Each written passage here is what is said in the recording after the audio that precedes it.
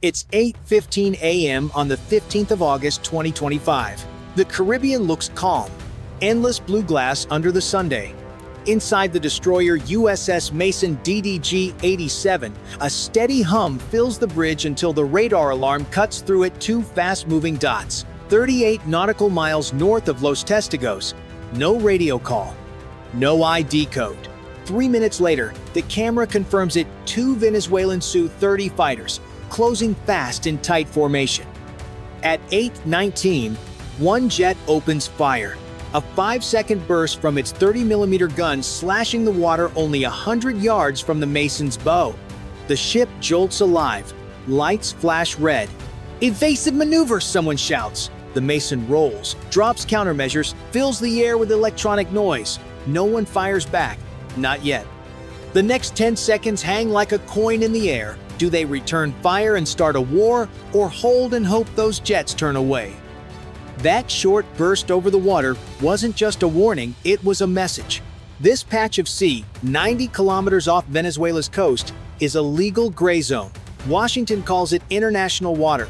Caracas calls it their extended security zone, drawn in 2024 without anyone else's approval. Every day, us destroyers pass through it to monitor traffic, protect tankers, and show presence. Every time they do, the Venezuelan military watches, sometimes closer than anyone likes. For the Mason's crew, it's more than politics. Every sailor knows that one wrong move out here can turn a morning patrol into an international crisis. The Mason carries some of the most advanced systems on Earth: Aegis Baseline 9, the AN divided by SLQ-32 jammer, and the Nulka decoy launcher. But even the best tech can't stop human nerves. When you see tracer fire slice the ocean in front of you, you stop thinking about systems. You think about survival. The Su-30 Mk2S are no joke. Each one can carry Kh-31 Ampere's anti-ship missiles, weapons built to skim just above the waves and hit like a freight train. A single impact could split a destroyer's hull in half. The airmen flying them know that. The sailors below deck know it too. That's what makes these encounters so dangerous. Everyone is armed, everyone is trained, and everyone believes they're the one defending their home. For the Venezuelan pilots, this is about pushing back what they see as intrusion. For the Americans, it's about maintaining free navigation. Two sides, one narrow strip of sea, and no room for mistakes. Out here, 100 yards of water can decide whether there's peace or war. If you think the Mason's crew was right to hold their fire, press 1.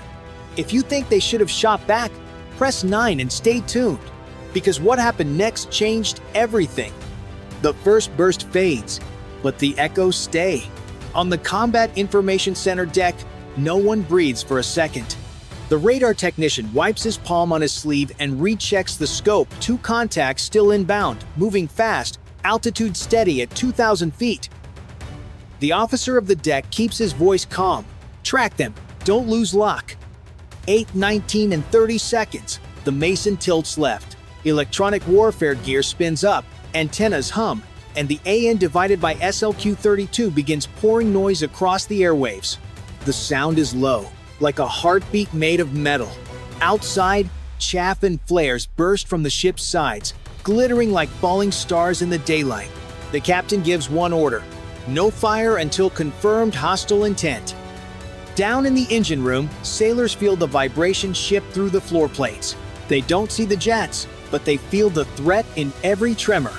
On the bridge, someone whispers, "They're still coming." Another voice cuts in, "They're testing us." For 4 long minutes, the two Su-30 seconds hold their course. Every screen shows the same pattern: direct line approach, then slow turn south. Finally, one jet banks left, then the other follows. The radar shows their signals fade into the horizon. The Mason steadies its course. Time: 8 hours, 23 minutes, and 48 seconds. Duration of tension: 4 minutes, 18 seconds. Nobody claps, nobody relaxes. The crew just stares at their stations, listening to the hiss of static where moments ago the world might have ended. The captain finally breaks the silence. "Log it. Full report to Southcom." But the fight isn't over. It's just gone quiet. In the next room, The communications officer patches a coded message to Miami Command. Possible hostile test, no casualties, awaiting orders. Above deck, the sea is calm again, but it doesn't feel the same. Every sailor on that ship knows what could have happened in those 4 minutes. One wrong reading, one shaky decision, and this part of the Caribbean would be burning right now. If you think they handled that first contact perfectly, press 1. If you think they should have acted faster, press 9. Because what came next pushed everyone closer to the edge. By the time the Mason logs the report, the incident has already reached Washington. The moment the radar data uploads, Southcom declares a potential hostile act. Within minutes, the response begins. At 8:32 a.m. from Curaçao, 4F divided by A-18E, Super Hornets roar into the air, followed by a KC-135R tanker and an E-2 Hawkeye command plane. The jets form up fast, engines burning white against the Caribbean sky. Their mission is simple: establish air dominance and protect the Mason. Meanwhile, on the Venezuelan coast, radar operators at Barcelona and Sucre report dozens of new signals. The order comes down from CODE, the country's integrated air defense command: track but do not fire. Within minutes, Book M2E, Tor M1, and Pechora 2M batteries are fully active. Every radar sweep crosses the same airspace where the Super Hornets are now flying. By 8:52, the Hornets arrive. Their sensors sweep a 15-mile ring around the Mason. From high above, the sea looks like a mirror hiding secrets, calm on the surface, unstable beneath. A pilot calls over the radio. Visual on Mason, maintaining perimeter. Another replies, radar clutter heavy, multiple echoes. Inside the Mason's Combat Information Center, the lighting shifts from red to amber.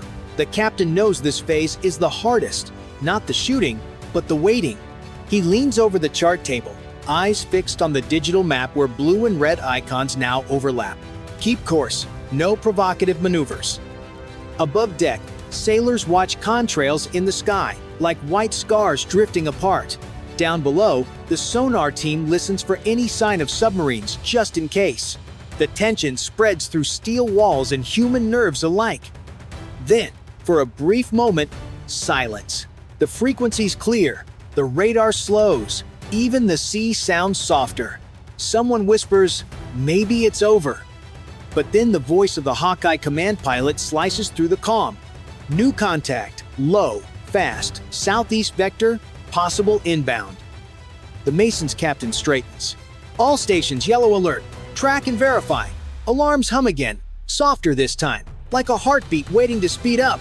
Everyone knows this next return could be another test or the first real shot. If you could feel that breath before chaos hits, press 1. If you think this is where war almost began, press 9. Because what came next made every sailor question if peace still had a chance. At 9:42 a.m., a new contact flashes across the Mason's radar. Low, fast, no ID code. The pattern screams Kh 31 amperes missile. For 3 long seconds, the control room freezes. Then the captain shouts, "Break Delta 4! Deploy Nulka!" The ship tilts sharply to port. Engines roar as decoy canisters fire, filling the air with metallic chaff that blinds radar beams. The AN divided by SLQ-32 screams to life, flooding every frequency with interference. In the Combat Information Center, someone counts down, 12 seconds to impact. Another voice answers, "Tracking confirmed, no visual." On deck, the ocean looks calm, but every sailor's heartbeat feels louder than the waves. Fingers hover above firing keys. They wait for the next command, just one word to unleash everything. Then the radar blip fades. No impact, no explosion, only silence. "Signal lost," the radar tech says. The captain keeps his voice steady. "Confirm with Global Hawk feed." High above, the RQ-4 drone sends back thermal images. Nothing, no heat trail, no missile. The truth hits. There was never a launch. What they saw was a false radar echo, projected by a Tirada 2M jammer on the Venezuelan coast, built to imitate missile flight paths. For 5 full minutes, the Mason believed it was under attack. Systems armed, missiles primed. Every man ready to fight, yet no one fired. The ship had been fooled by an illusion of war. In modern conflict, deception is a weapon. One false blip can start a real battle. If you think that decoy counts as an act of aggression, press 1. If you think it was just a warning, press 9, because the next encounter wouldn't be fake. 9:47 a.m. The tension doesn't fade, it mutates. On the horizon, a new shape rises from the blue, small but steady on radar. The Mason sensors tag it as surface movement, 28 knots, course northwest. The crew zooms the optics feed, and there it is, a Venezuelan warship, the GC-24 Carina, cutting through the waves. The bridge falls silent. Everyone knows that name. It's a Constitution-class corvette, armed with 102 amperes anti-ship missiles and a 76mm deck gun. For a destroyer like the Mason, it's no match in firepower, but that doesn't matter. At sea, one mistake can make a small ship just as deadly as a large one. Range 38 nautical miles, the operations officer reports, closing fast. On Channel 16, the standard international radio frequency, a voice crackles through thick static. Foreign vessel, identify and state intentions. The Mason's automated system replies instantly, calm and rehearsed. Vessel in transit, maintain course and distance. But the corvette doesn't stop. Its radar pings grow stronger, its course tightening like a noose. Inside the Mason, hands grip rails, muscles stiff with adrenaline. The captain gives the quiet order. Prepare visual confirmation. Launch the Skyane Eagle. A small drone kicks off the deck, its cameras soaring into the humid air.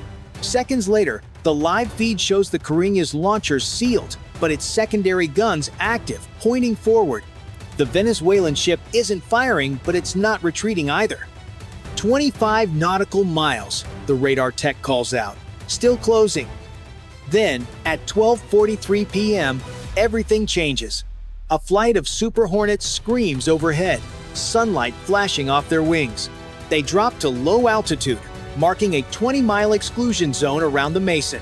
It's a message even a rival can read. Don't come closer.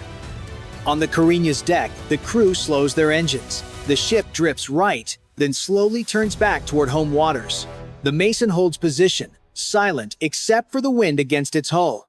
At 12:55 p.m., contact is logged as non-hostile. Nobody cheers. They all know how close it came. For 6 hours, the Caribbean balanced between peace and disaster. If you think the Mason's restraint prevented a war, press 1. If you think the next encounter won't end this peacefully, press 9, because this standoff was only the beginning. By late afternoon on the 15th of August 2025, the Mason drifted west of Los Testigos under cloudy skies. The adrenaline had faded, but the silence that followed was heavier than the storm they'd just dodged. The deck still smelled of fuel and cordite. Some sailors leaned against the rails, staring at the same horizon that nearly turned into a war zone hours earlier. In Washington, the State Department issued a sharp statement calling the event a hostile and reckless provocation. Caracas answered within minutes, accusing the United States of violating its maritime security zone. 2 statements, 2 truths, and an ocean full of tension between them. What the world saw as a routine patrol had almost become the spark of a regional conflict. Behind closed doors, the National Security Council met at 11:30 a.m. Eastern Time. Intelligence officers replayed radar feeds, voice logs, and infrared images frame by frame. One analyst summed it up quietly. "We spent billions reacting to a blip that wasn't real." The phrase never made it to headlines, but it captured the day perfectly. The lesson was brutal but clear. In modern warfare, speed isn't protection, it's risk. A false radar echo, a misheard order, or a few seconds of fear can rewrite borders before diplomacy even wakes up. The Caribbean is no longer just a stretch of blue water. It's a test range for nerves, satellites, and politics colliding in real time. For the Mason's crew, there would be no medals, no news clips, just another entry in the ship's log, incident resolved, no casualties. but every man and woman aboard knew how close they came. The difference between restraint and retaliation was measured in 10 seconds and one human decision. This wasn't the end. It was a rehearsal. Someone had tested how far the United States could be pushed before pulling the trigger, and next time, it might not be a decoy. If you believe calm decisions saved the Caribbean that day, press 1. If you think the next flash on radar will start the real fight, press 9 and subscribe, because the next chapter is already unfolding.